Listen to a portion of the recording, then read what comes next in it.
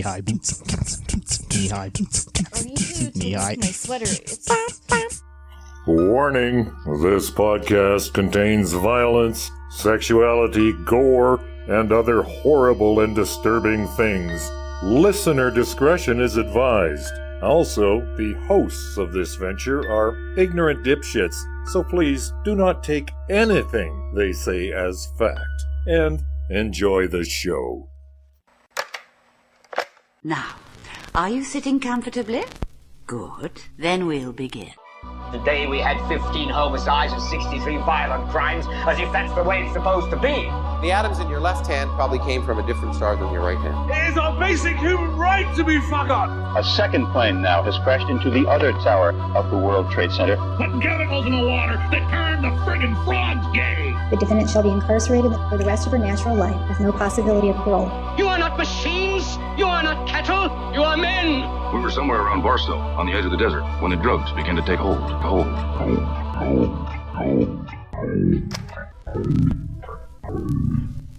Occultae Veritatis. Welcome back to Occultae Veritatis. I am Richard Bigley, and in studio with us today we have... Sage Murray. Ood Gallifrey. Sprout. And Arthur Tallis. All right, so this episode just kind of came out of nowhere. The story behind the concept of it was... That's the name of your sex tape. That is. Came out of nowhere. You're welcome. Oh, my eye. So I was at Sask Expo, which is kind of like a local Comic-Con, superheroes, sci-fi, that sort of thing. Anyway, there was a fella there who was doing models, and he had like little models of like the Enterprise and like the Starship Enterprise, and then one of like the Titanic. So I just chat with him, and he just happens to have a book that he wrote. It's a very short book about the Titanic. I will try to read the title, perhaps with the inflection perhaps intended. It's Titanic, a relook into history, but there's a question mark at the end of history. So it's like Titanic, a relook into history? I don't know. Are you? I don't know. Maybe. Is it history? It's like maybe he doesn't know if it is a relook into history, and so there's a question mark. He's not really declaring it. He's just kind of got a question mark. Might be history. Maybe I made half this shit up. You'll never know. Please, someone tell me. Is he unsure of the history, or is he unsure if he's looking into it? I'm not sure. So the gist of the book is that they switched the Olympic with the Titanic and then sunk the Olympic for insurance money. And so it's funny because like the first page in it says information in this document bracket from multiple sources has been gathered and organized by Timothy J. Nittig.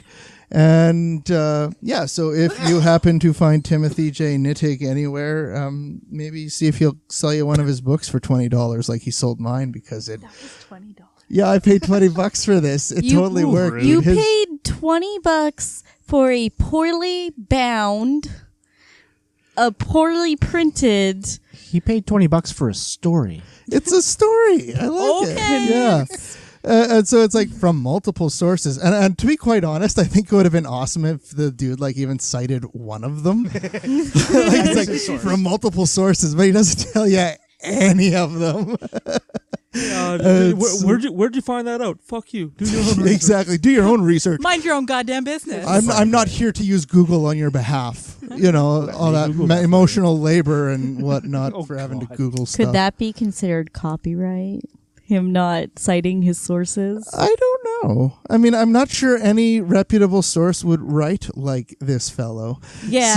No, I think I know where you're going. It's like, I would even go so far as to like appreciate even just a spell check, maybe a proofread before he published it. Like it was like the guy like started typing and then Clippy popped up and said, "Looks like you're writing unsubstantiated nonsense. Would you like me to turn on caps lock and disable spell check?" Now, if you don't know who Clippy is, you are too young for this podcast and need to go to bed. So I decided I was going to dive into some Titanic conspiracies for my next episode. So I present my episode, Titanic Conspiracy Theories. But first, the booze. Yay. So, what's your poison? So, what's your poison?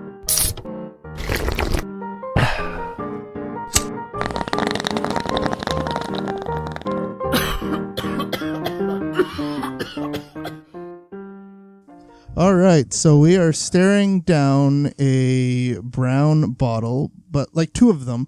They're smaller than the, what was it, Comrade Darren's communist combat cider? Juice? Or, yeah, communist cider or something? Oh, something like I that. think it was communist cider. Yeah, check our, what is it, Sex Robots episode, I'm pretty sure it think. was a Sex Robots episode. And that's theirs, so.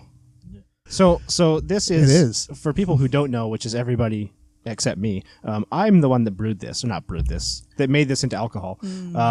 Because I found a nice jug of some brand of apple juice in a Sobeys, in a really nice little glass jug. And so I said, hey, if I just toss some yeast in there, a little bit of nutrients, plop a airlock on it, it'll turn into booze. It did. It's good. I really like it because it's not sweet. I would. Yeah, it's not sweet. It's Like it bitter, sounds it's good. like something that I would love to drink if I could. It's a little dry, which I like. I like it. And there's not a whole Leon lot. hates it. There's not a whole lot of carbonation to it either, so it's No, it's so usually if you want to carbonate something, it's because you secondarily carbonate it because you add a little more sugar to the end and then bottle it. But I just let it go until it stopped bubbling and then bottled it. Like you do in kombucha. Yeah, that's what I do with my kombucha too. Yeah, the second fermentation where you have it in a closed container. Yeah, like the difference between kombucha and this is not SCOBY, it's yeast. And I did use a champagne yeast, but I don't think it got that far because it wasn't very sweet to begin with. And yeah, and it's a more open fermentation kombucha versus cider. Yeah, and like this was. Also, I'm not allergic to cider, so I mean kombucha. I am allergic to cider. Yeah, because I went to a store and bought some yeast instead of like leaving a jar of something open until it goes fuzzy and then pouring some juice on it and drinking it. So we all have to give this a good rating because the guy who made it is right if you here. Don't, So I never want that. Never. don't want to hurt his feelings. He looks very sensitive. Hurt me, Daddy. I bought an ounce of this grapefruit weed, so I better like it. How is your grapefruit weed? It's good. Good. It'll do. Can I have a sample? No. Here you go. Okay. Here's my non-sample. You don't hand it to him with the lid end pointing at him. That's rude. It wasn't. She flipped it around. After he's reaching for it. As you said that, I did the exact same thing back to her. I think we're both baked.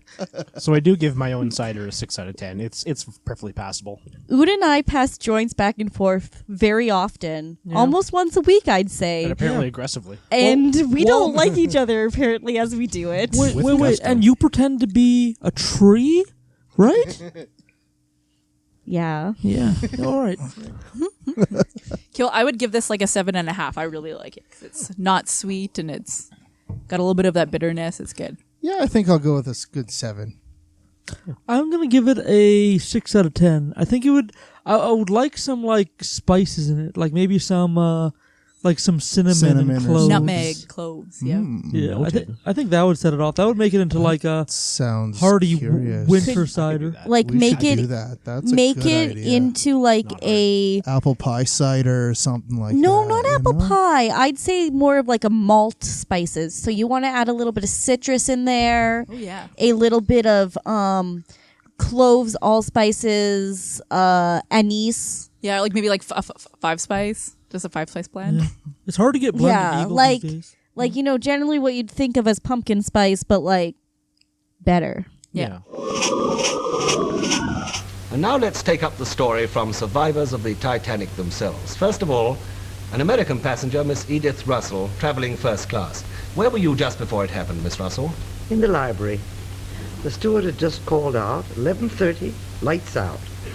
So I gave him a few letters to post in the morning, told him I'd pay for the stamps, picked up a book and walked forward to my stateroom, which was on the same deck, A11. And as I got in my stateroom, I switched on the electric light, and I noticed a slight jar, followed immediately by a second one, and a third one, which was quite strong enough to make me hold on to the bedpost.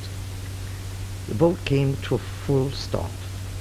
I walked forward to my window and saw a grayish-white mass drifting by, very much surprised, and decided to take my fur coat and go out on deck and see what it was all about. Well, when I got out on deck, I noticed the gentleman standing by the rail and several people and a large, again, this grayish mass.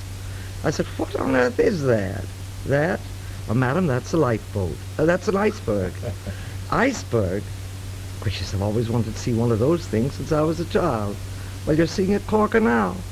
There's 1/8 above the water and 7/8 below. And believe me, that's some iceberg. So, after that, we picked up bits of ice, played snowballs for a little while, and it was very, very cold. I asked one of the officers if there was any danger. He said no, and I went back to bed. As simple as that. No danger as far as you were concerned. No danger.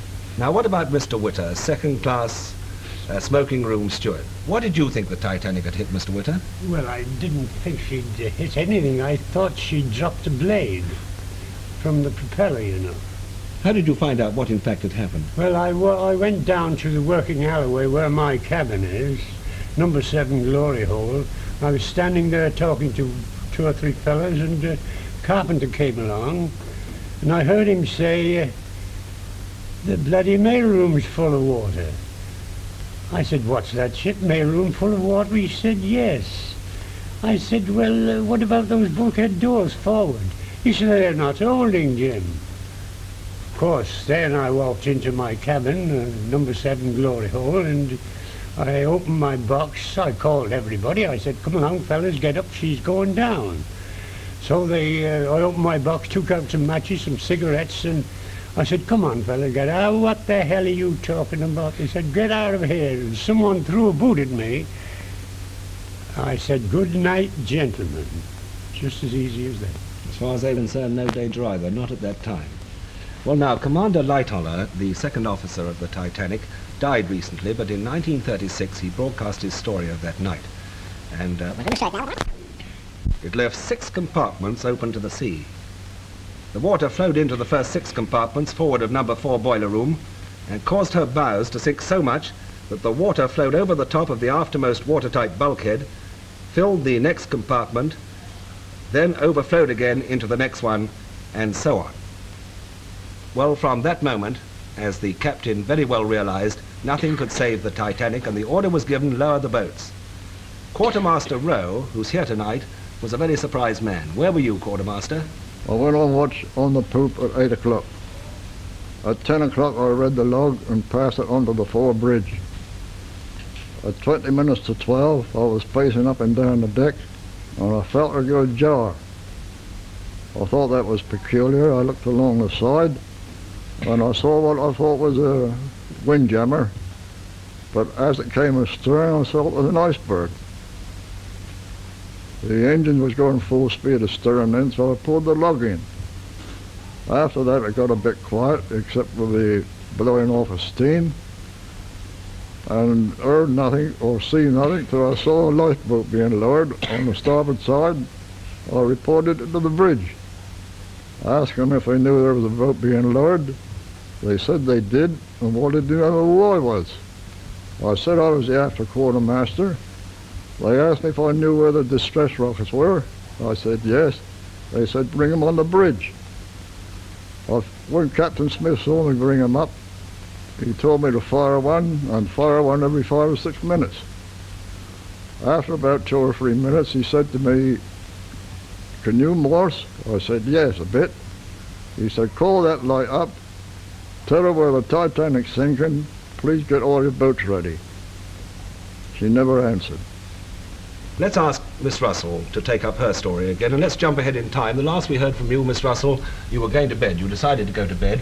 Now, let's go forward to the time when you were on deck and you asked Wareham, your steward, to go and find your little pig, your mascot. Would you take it from there? I was on A deck in the lounge when Wareham came along, and I said to him, here, Wareham, are my trunk keys. Would you mind taking care of my trunks if I don't get back in time in the morning? So he said, you better go in and kiss those trunks goodbye. I said, you don't think there's any danger, do you? If there is, why, you better go back and get my mascot. My mascot was a little pig, a music box. It had been given to me by my mother after a motor accident fatal to everybody but me in France. So he brought the little pig back. He played the matchich. After that, I was in the direct line of light with Bruce Ismay, who saw me and picked me up like a puppy and threw me down the steps. But I was wearing a sheath dress, very narrow skirt, a long fur coat, a woolen cap, some furs, evening slippers, and one thing another, thin stockings. And I went forward to the rail, looked at that very, very high rail with the lifeboat swinging way out on its davits, and I knew I never could make it, not in that skirt. So as I stood there hesitating, a sailor grabbed this little pig from under my arm and said, well, if you don't want to be saved, we'll save your child. And he threw the pig into the lifeboat. Well, I stood there hesitating, and as I said to a gentleman alongside, should I leave? He said, definitely, madam. Well, I said, can't make it. So now, if you will just sit on my hand, this sailor and I will make a little cradle of our hands. You sit down, put your hand around my neck, and we'll toss you right into the lifeboat. And they did. First thing I did then was to hunt for the little pig. I found it, the bottom of the boat with its legs broken, but it still could play the matich, and I played it all night long to keep the children from crying. Thank you, Miss Russell.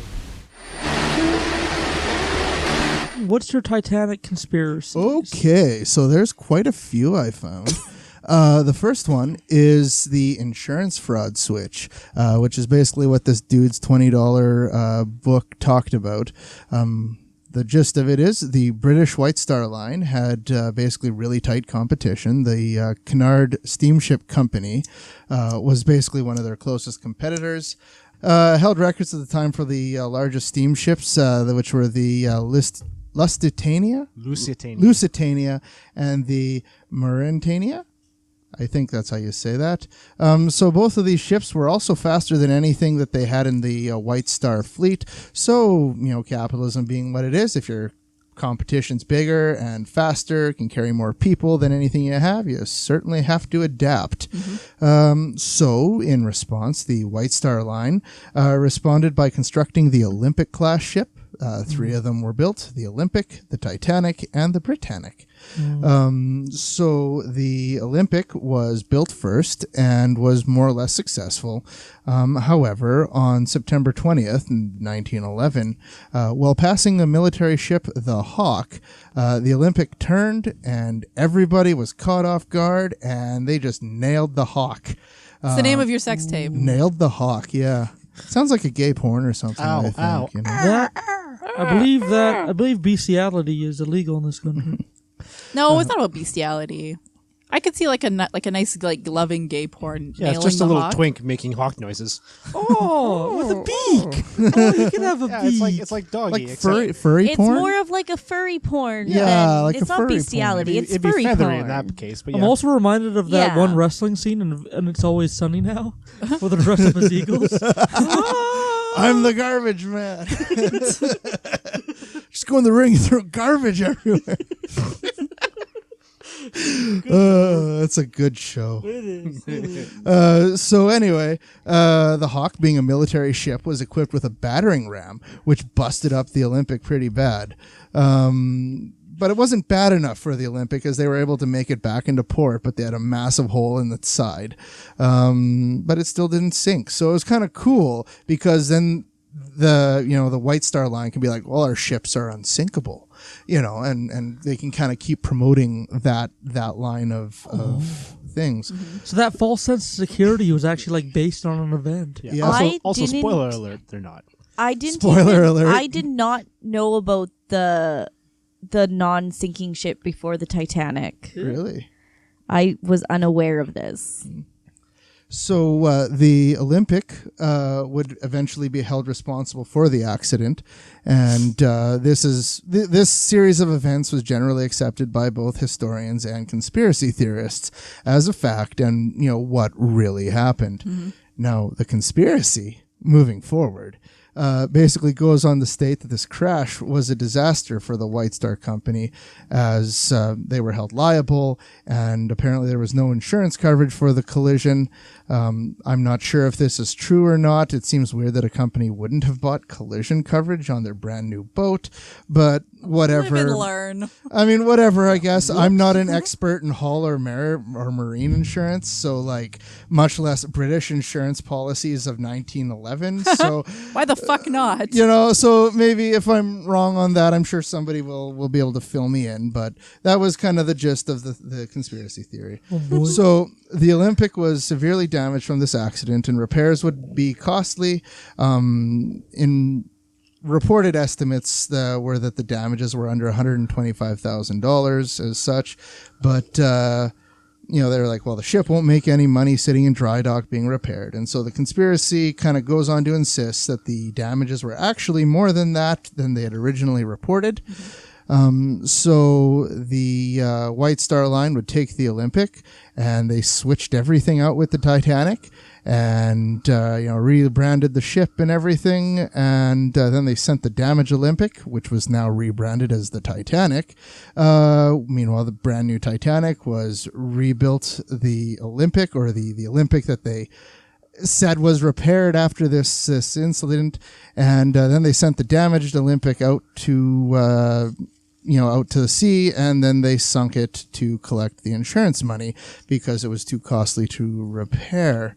Jeez Louise. Yeah. And now that's quite the conspiracy theory.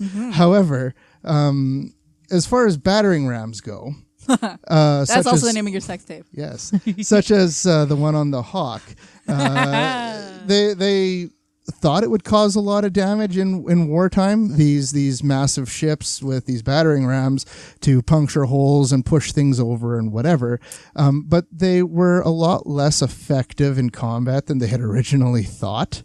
The Hawk also wasn't going full ramming speed. They were going like 8 knots, which is like 15 kilometers an hour. Full ramming speed is the name of my sex tape. So they're going like 15 kilometers an hour. The school zones are twice as fast as the Hawk was going. So a weapon that was less effective than anticipated, and a ship, going 15 kilometers an hour in an accidental scenario, so they weren't intentionally trying to cause damage. Like it really, that's kind of where that whole all this extra damage argument kind of falls apart, because this weapon wasn't as effective when they were intentionally trying to cause damage, much less when they were going 15 kilometers an hour and accidentally cause damage. Yeah. You know what I'm saying? So it seems to say that they had understated the damage seems very unlikely. The conspiracy theory even goes on to state that the keel on the ship was damaged in this collision, but fun fact, that is only speculative, and there was never actually anything to support their claims. So you just, you pull up random bullshit and just pass it off as fact, and there like you have do. it. You don't have to cite sources. Yeah, and also, I'm going to send this ship out for insurance money and sink it, but I'm also going to, put 2,000 people on it, kill 1,500 of them, instead of just sending it empty somewhere. And you know what else was on that ship? The Ark of the Covenant. Yep. Yeah, Exactly. Templars covered it up. It was an inside job the whole time. Yeah, pretty sure Jimmy Hoffa was on there too. Let's just lump some shit in there. Just throw it all on there and what have you. And we know what's behind it all: violent video games. And Nazis. Yeah, so Dungeons and Dragons. Oh, yes. Dungeons and Nazis. The other idea, or the other part of the conspiracy, is that the Titanic, formerly the damaged Olympic, was going to rendezvous with some other ships, move the passengers off the ship, and then sink it. And basically, part of the conspiracy is that they allege that the Titanic was traveling much faster than needed to make it to New York by the expected time of arrival. So they're saying, well, the Titanic was going too fast. They were going to be early. So it obviously means if they're going fast, they're there to meet somebody and do something kind of in the middle of the night. And so it was, they figure it's supposed to meet the Californian and get people off the ship and sink it. But it turns out that isn't how things happened.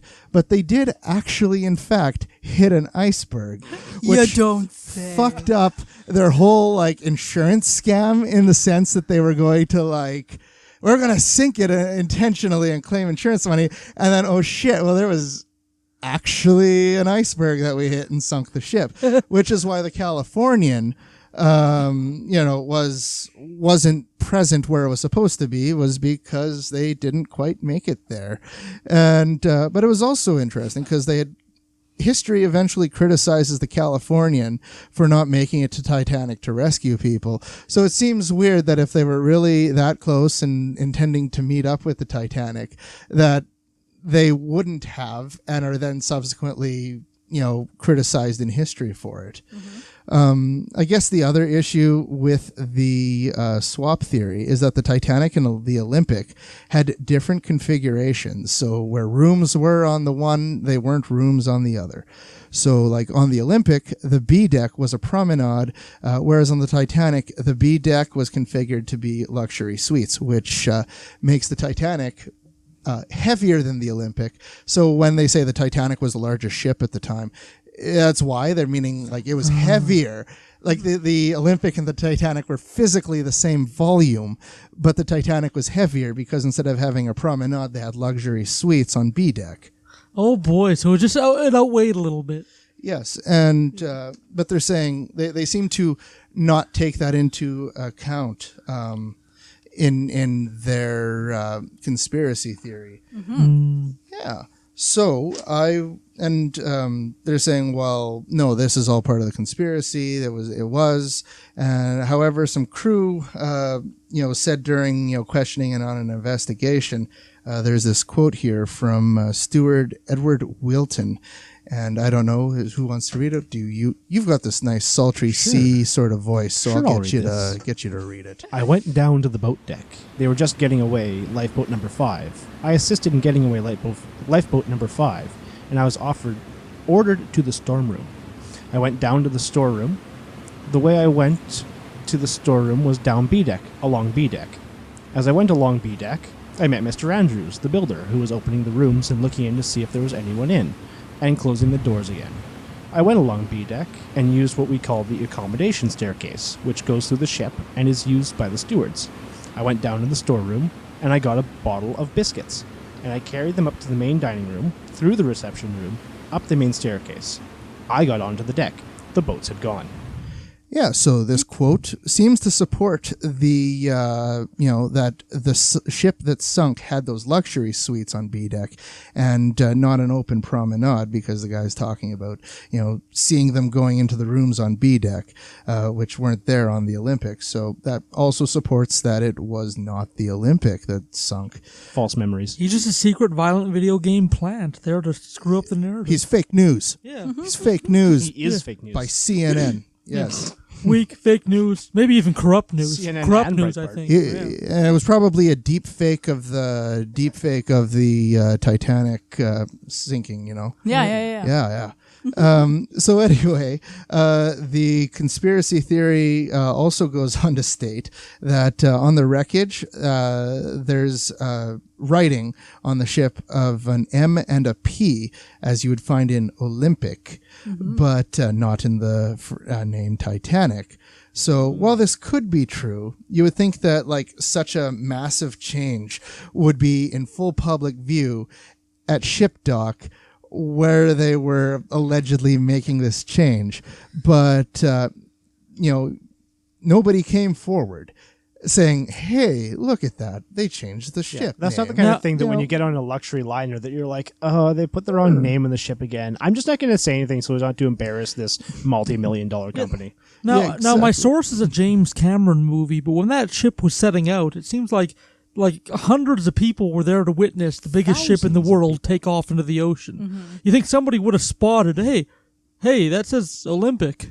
You think somebody would have wrote that down, Yeah, and it's actually kind of interesting because they did some expeditions in the 1990s, which they showed the letter A on the ship, which there is no letter A in the name Olympic. So moving on to the juicier part of this episode is the insurance fraud.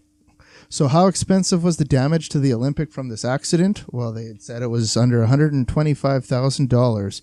So now you start thinking about it, we're going to assume that is probably a correct quote because battering rams were very ineffective, much less ineffective during an accident. So how would the shipping company benefit to sink the ship versus repair it? I mean, the Titanic was insured for $5 million, but to build the Titanic cost $7.5 million to build. So, like, there is $2.5 million that the company is going to have to eat if there was a loss to that total loss of the ship. So it's like, would you spend $2.5 million to pull an insurance fraud scheme over $125,000 in damages? Like, the numbers just don't even add up. So it's like, it worked for Enron. Or wait, no, it didn't. It went badly. Yeah, so like, it makes no sense that you would, eat this kind of loss. Like, if you were going to pull insurance fraud, you'd go back to your like broker and be like, hey, these luxury liners, could we increase our limit of insurance from $5 million to the $7.5 million it costs to actually build them? Oh yeah, thank you. Yeah. Oh, and now look, it's sunk. Oh, well, now I collect all the money and I can do what I want with it. Mm-hmm.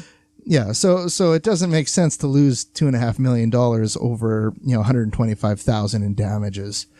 The other interesting Titanic conspiracy is the J.P. Morgan and the Federal Reserve. Oh boy, J.P. Morgan was one of the financial backers of the Titanic at the time, and Hugh Zeitgeist theme. Yeah. Fuck that movie. Yeah, so they figured, or this conspiracy is that he had used this as an opportunity to eliminate some of his rivals who were opposed to bringing in the Federal Reserve. So some of the millionaires on the Titanic included Jacob Astor, Isidor Straus, and Benjamin Guggenheim. And yes, all three of them did die in the Titanic sinking. And apparently J.P. Morgan was going to also be on the Titanic, but changed his mind just before it left.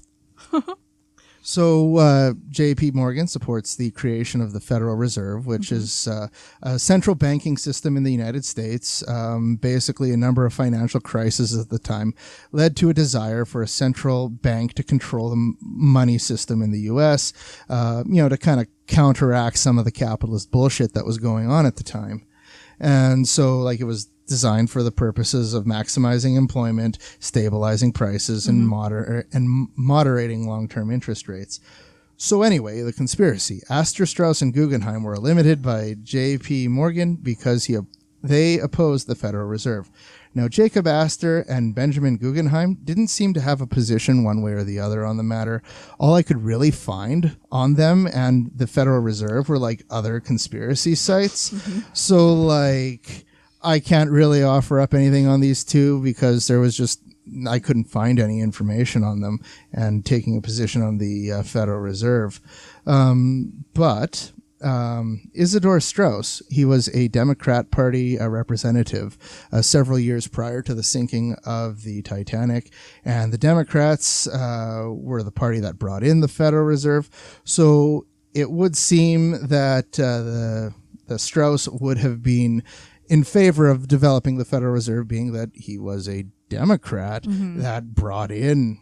Well, he wasn't there when they brought it in, but it seems like the kind of thing that you would support, right? If your party was bringing it in, in the near future. I couldn't find any quotes to show a position from him either. Again, all I could really find were conspiracy people telling me about the truth of the Titanic sinking.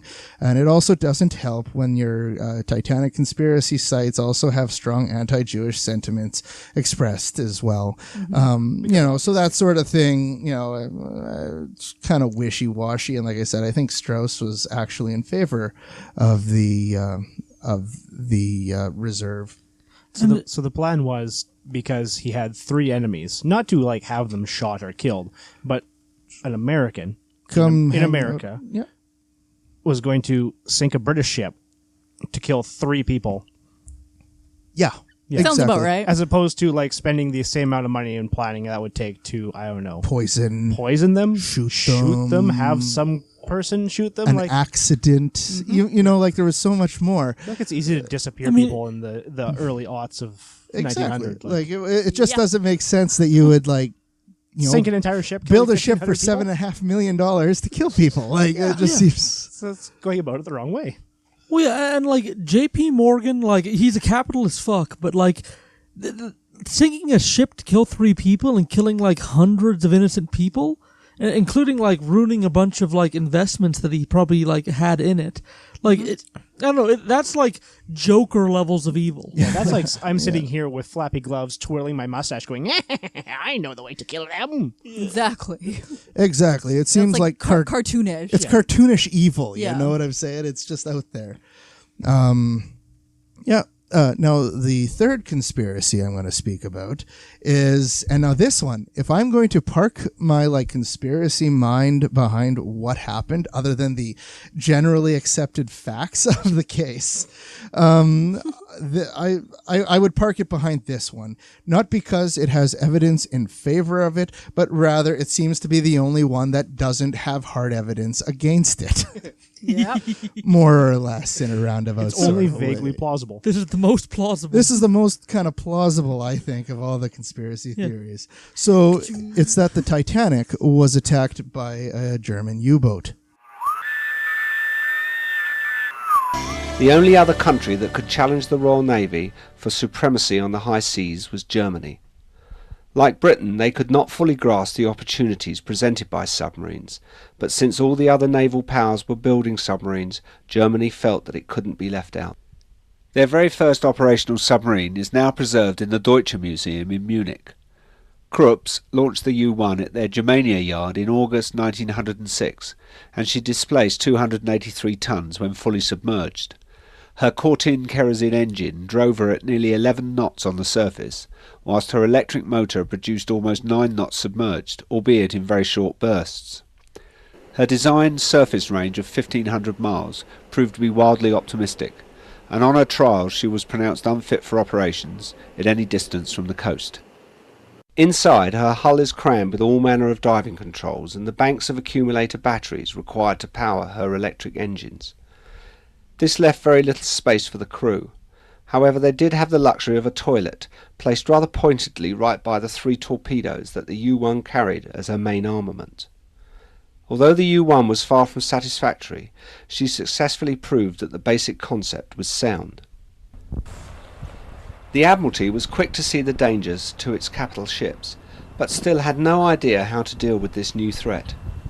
At the outbreak of the First World War, both navies still could not comprehend the real potential of this new class of ship, but the Germans at the very least saw their U-boat as probably a useful attack weapon. I am aware of this conspiracy theory. Well, would you like to talk about it? No. No? Are you sure? Yes. Okay. I'm high in crocheting. She's too high. No, I think she's to a good level of I don't want to, like, it's like part of me wants to smoke another joint, but the other part of me is like, then you'll be too high, and no one likes being too high. It's true. No one does like being too high.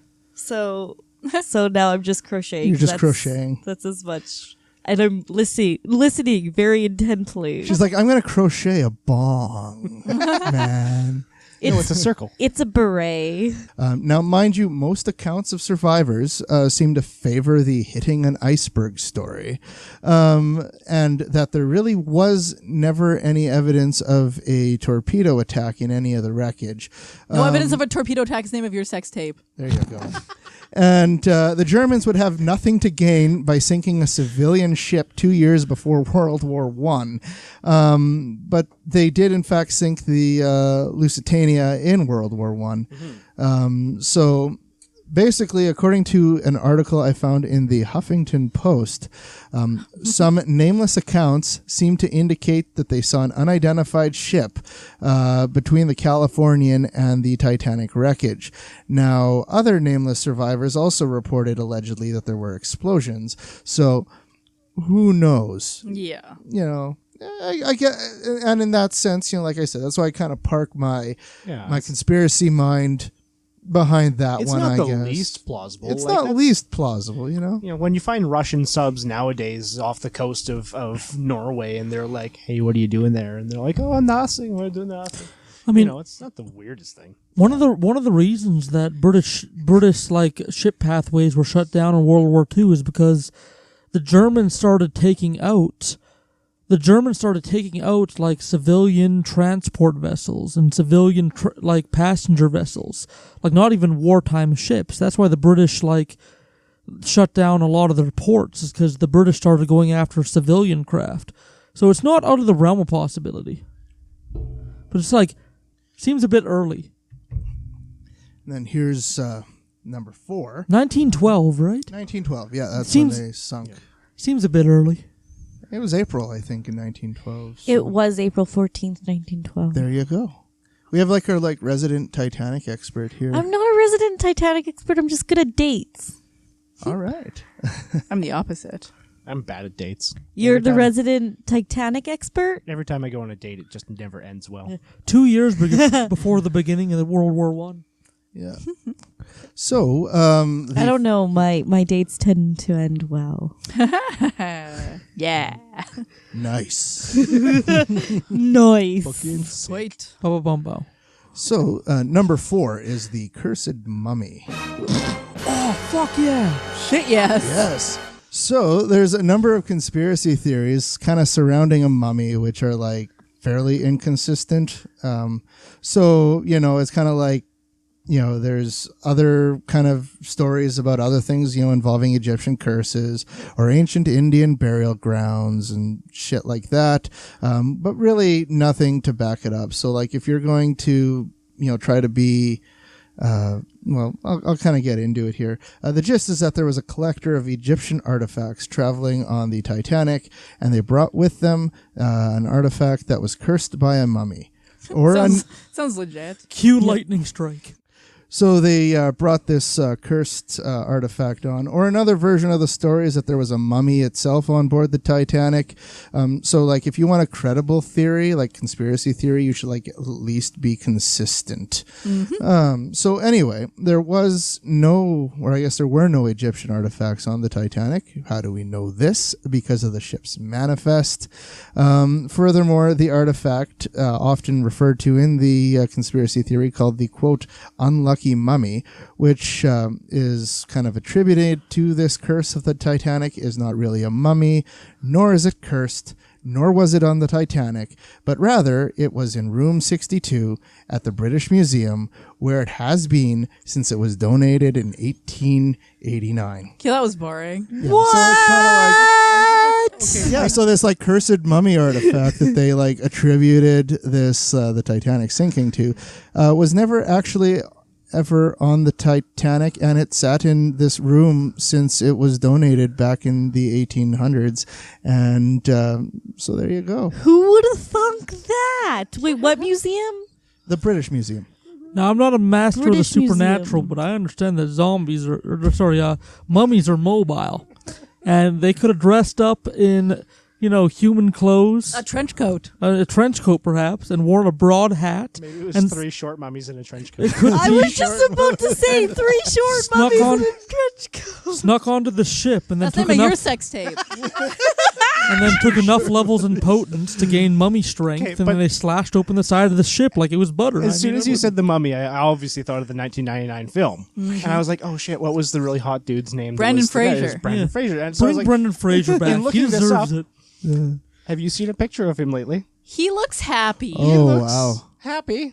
And it looks like he's He got was a Tarzan, wasn't he? healthy fuck? eating habit. He Or sure George. was. He was George of the Jungle. He I was mean. George of the Jungle, not Yeah, Tarzan. there we go. That's it. George. So George. go look it up, George but of his the face has Jungle. grown. Like he used to be like quite slim looking and like real built, and no, his face is ballooned out somewhat. He had a lot of mental health issues. Hollywood, bad. bring back Brendan Fraser. He deserves it.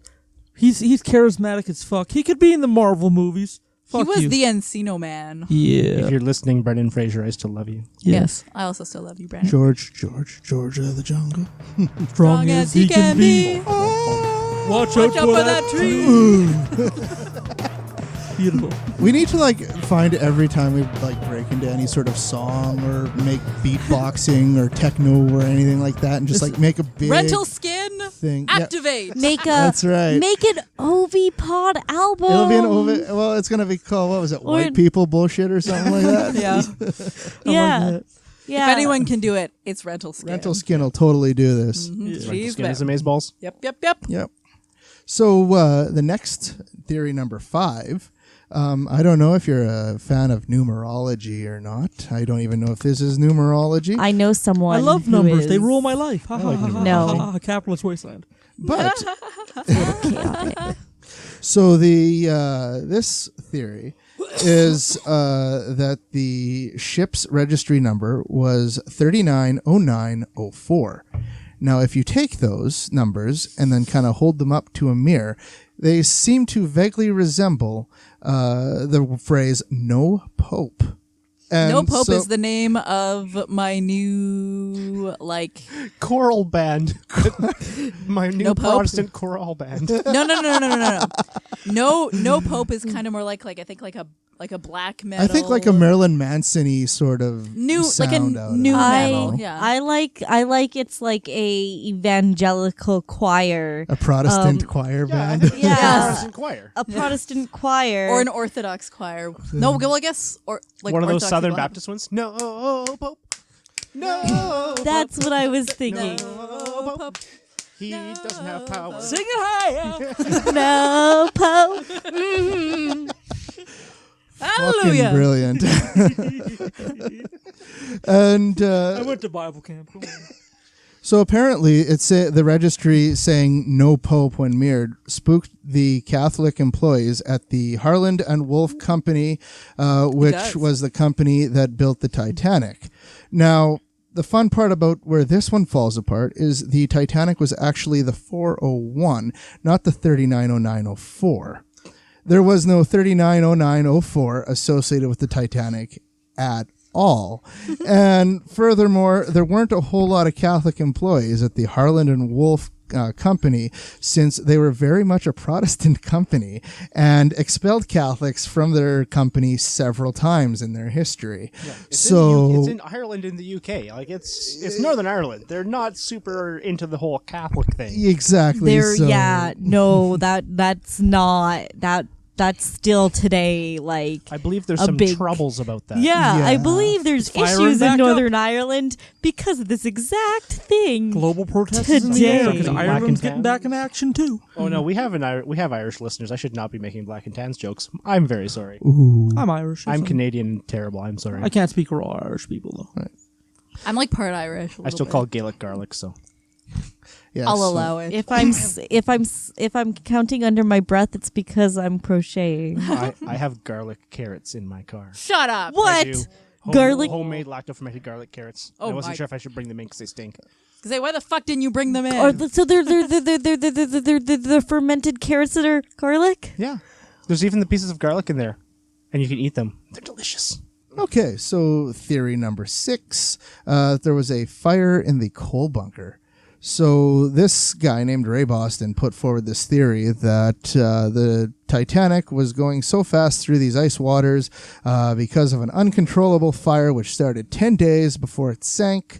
Yeah, they just, instead of putting the fire out, they just let it burn for 10 days and then decide to cross the ocean with We it. can make This it in thing's New York. going like a son of a bitch, and there's nothing we can go to do to stop it.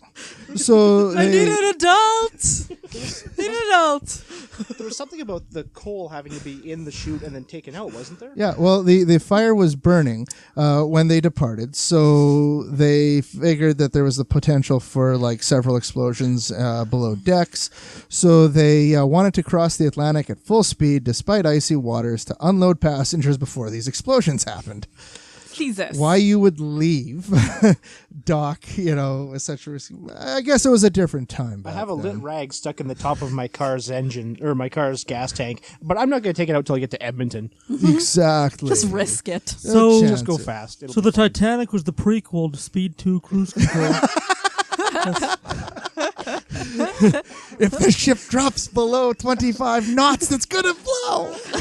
Oh shit! Clear An the iceberg. docks. Clear the docks. That's the one with Keanu Reeves. Yeah. Canaries. Sandra Bullock. Or if you're Sandra thinking the Bullock. Titanic movie, that was with Leonardo DiCaprio. Jack, I want you to draw me like one of your French girls. Wearing this. Wearing only this. No, I was thinking of Speed. Yeah, it's got Keanu Reeves in it. Yeah, it's got canoe head. Don't you disparage. I love Canoe Head. Daddy Canoe Head. He does shooting sports. He's real good at it. Good for him. The cat told me that it didn't like me. It does not like you. The cat likes no one. But no, that's okay. I appreciate this cat. It knows what it's about. I don't like anyone either. So other people had suggested that they had tried to control this fire by shoveling the burning coal into the furnace, and that's why they were going so fast. Because, you throw something that's burning into a big burning furnace, you got to go, and that's why they were going so fast. It burns twice as fast. Too bad there's no water around that you could throw on that fire. Maybe. Exactly. Well, and then there was a suggestion that fire had weakened the hull and bulkhead, which collapsed when it struck the iceberg. However, a lot of experts, namely normal people who generally accept fact, disagree with this, and they say that the fire would not have sufficiently weakened it enough to collapse like it did. So coal fire can't melt steel hulls? That's right. Okay. Jeez Louise. What? I never would have thought that. Exactly, you conspiracy nuts. Come for the facts, stay for the memes. Sounds about right. And the steel beams.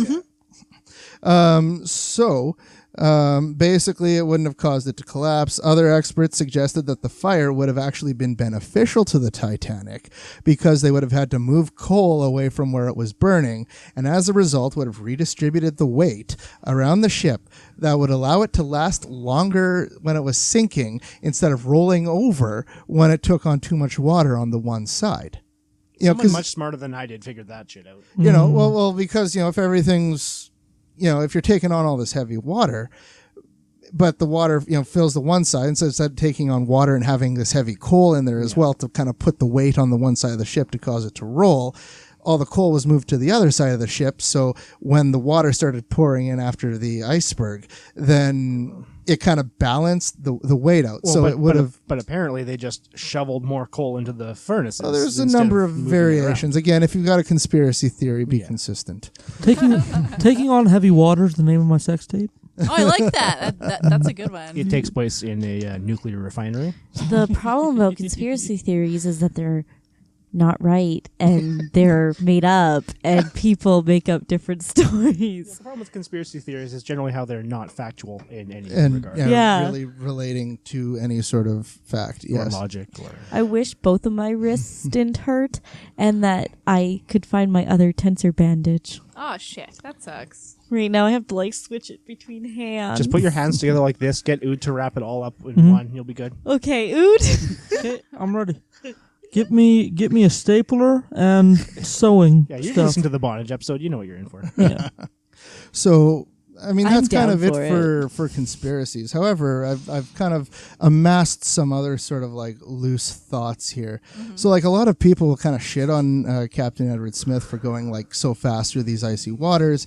However, that was kind of the usual standard practice at the time. Liners were basically, it was the clock above all. Keeping time was the priority. And so, for example, in 1907, the SS Kronprinz Wilhelm was a German liner, and it rammed head on into an iceberg, suffered a crushed bow, and then bow. Bow. And, but they were still able to complete their voyage on time, despite this, because that's what you do in the time. And actually it was interesting because the Kronprinz Wilhelm won an award several years earlier to that for the fastest crossing of the Atlantic in an ocean liner in a time of 5 days, 11 hours, and 57 minutes. And it didn't have all of its coal on fire at the time. Yeah. Exactly. And the Crown Prince was also interned by the U.S. from 1915 to 1917.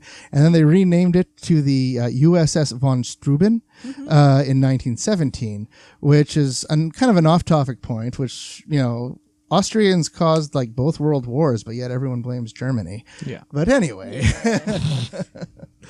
And then, kind of as an aside, I started thinking about the ending of the movie Titanic, which is also very...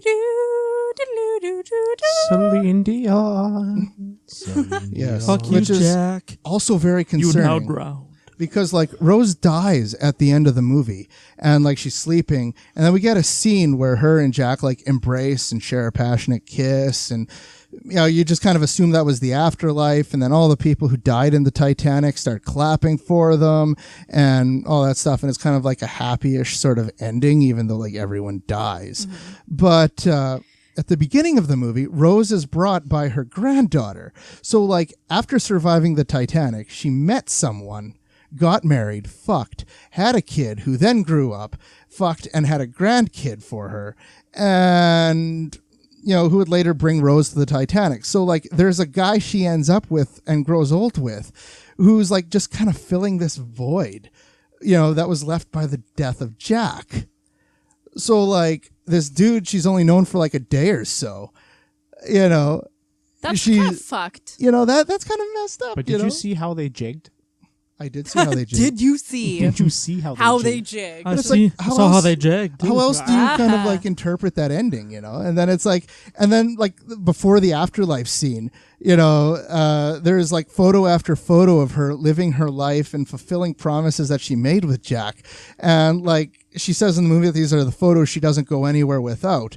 But like in these photos, there's no pictures of her like husband or her wedding or like anything else, you know? And so I'm like, I really don't want to be Rose's husband. Yeah. Hello, husband. I will call you Jack. My name's Jeremy. Hello, Jack. Hello, Jack. Hello, Said child. Jack. And we're going to do all these things that I promised this other guy I knew for like a day, and then we kind of fucked in the backseat of an old car, and then he, you know, died on the Titanic. But Hello, child. I will also call you Jack. I'm a girl. You are Jack.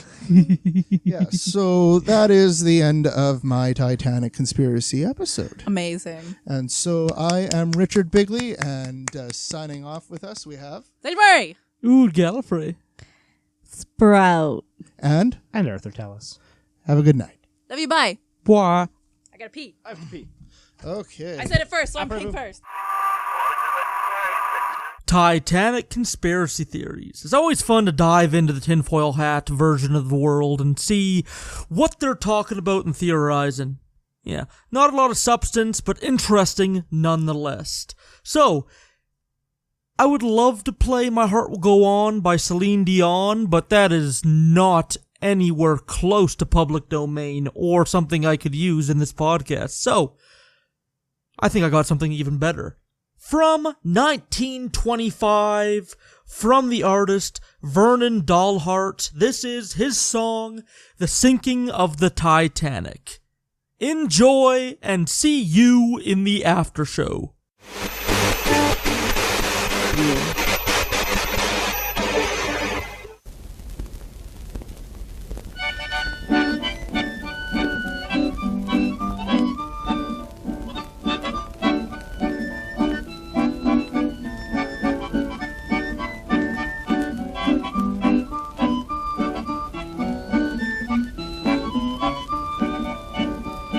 It was on one Monday morning, just about 1 o'clock, when the great Titanic began to reel and rock. Then the people began to cry, saying, Lord, we're gonna die. It was sad when that great ship went down. It was sad when that great ship went down. It was sad when that great ship went down.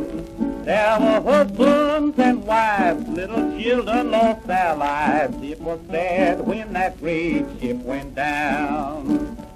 When they built the great Titanic, they said, what could they do? They said they built a ship that water could not go through.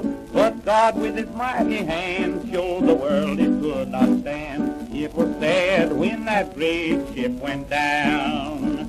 It was sad when that great ship went down. It was sad when that great ship went down. There were husbands and wives, little children lost their lives. It was sad when that great ship went down.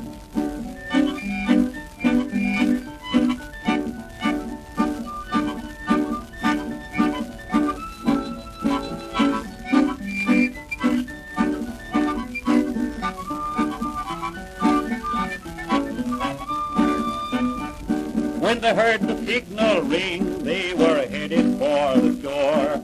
The rich folks, they declared they wouldn't ride with the poor, so they sent the poor below. They were cursed and had to go. It was sad when that great ship went down. It was sad when that great ship went down. It was sad when that great ship went down.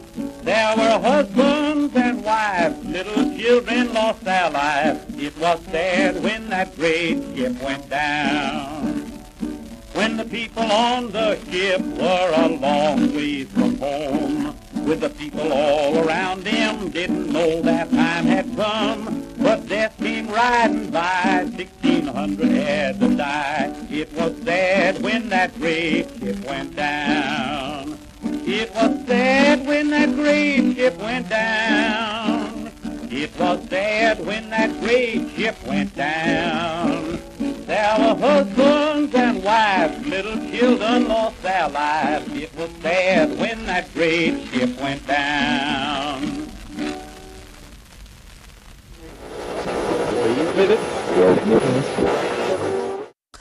Alrighty, quick little after show today. Just gonna read a couple emails we've gotten in our email box.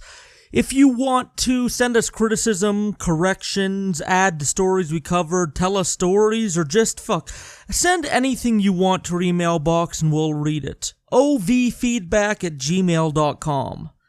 This one is from Jillian. Hi all.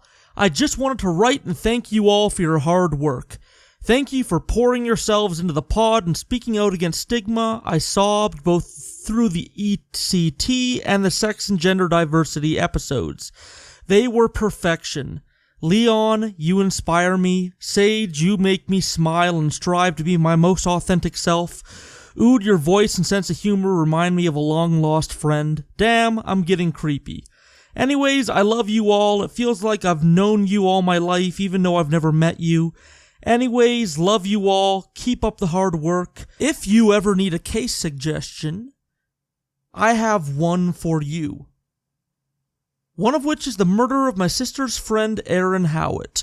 Yeah, we'll definitely put that on the list and look into it, and we'll definitely get to it one day. I mean, there's no plans for this podcast to stop or slow down, so there's so much we're going to cover over the years. You know, this is an outlet and a creative process for everybody involved, and we really like doing it. And don't worry about sounding creepy in your email. I don't think you sounded creepy at all. Really, making a podcast sometimes is a lonely experience, strangely enough to describe it as that. You know, you record something, you edit it, you put a lot of work into it, researching, and you just send it out into the void. And besides seeing those download numbers tick up, sometimes it feels a little one-sided, like you're sending something out into the void. But getting emails like this, or getting Twitter messages, or just any type of feedback from our fans that tell us, hey, I'm enjoying what you're doing, thank you, anything like that, that's what keeps me going, that's what keeps Sage, Leon, and Richard going, that's what keeps our little Canadian hearts bumping. So we thank you so much for this email. And yes, we'll definitely look into that case suggestion. Thank you. Next one is from James. I started listening just about a week ago after randomly finding your podcast looking for coverage of the John Venables case in England. I'm American from North Carolina, so I naturally come across too strong, but I feel like you're all the Canadian best friends I've never met. I've binge-listened to the episodes at work, and I love the wide range of topics you cover. Plus, it's really refreshing to hear opinions that are progressive, genuinely open-minded, that challenge your worldview of life and your surroundings. I love the social issues and the ethical questions that have been covered. Keep up the good work. I hope I can buy you guys some beer one day. I'm going on Patreon next week when I'm getting paid and signing up. And I also hear there's a cosplay contest. Yes, there is. And next time we sit down to record, we are judging all the genitals that have been submitted. Also, anyways, I love you guys, and this podcast is amazing. Keep it up, and I'll keep listening. You know, I'm glad people are enjoying the format, because we kind of take a shotgun approach to podcasting. We all talk about things we're genuinely interested in, And we kind of have, like, whenever somebody comes forward and says, hey, I want to talk about blank, I don't think there's ever been a moment where we say no. Like, the rule for us going into this podcast is if you find it interesting as a host and you have a motivation to cover it because you find it genuinely interesting, then go hard for it. And that we've been playing with that, and it's been going successfully. So I'm glad you like our eclectic format, and we're going to keep on covering a whole wide range of stuff. And as you see, we're not really afraid to shy away from anything, really. There we are. Thank you for the emails. Thank you for the feedback. We love getting them. Once again, if you want to write in and gush or have criticism or add to an episode or send us a story, anything like that, ovfeedback@gmail.com. We would love to read your messages live on the air. Don't be shy. We're just harmless little Canadians. We'd never hurt a fly. So, I've been Ood Gallifrey with the After Show, and make sure to chase things that make you happy. Whether it be silly faces or nose whistles, anything that makes you smile is worth pursuing, because smiling and laughing is healthy, and it feels good. Have a wonderful night. I love you. Don't do anything I wouldn't do. You have a nice face.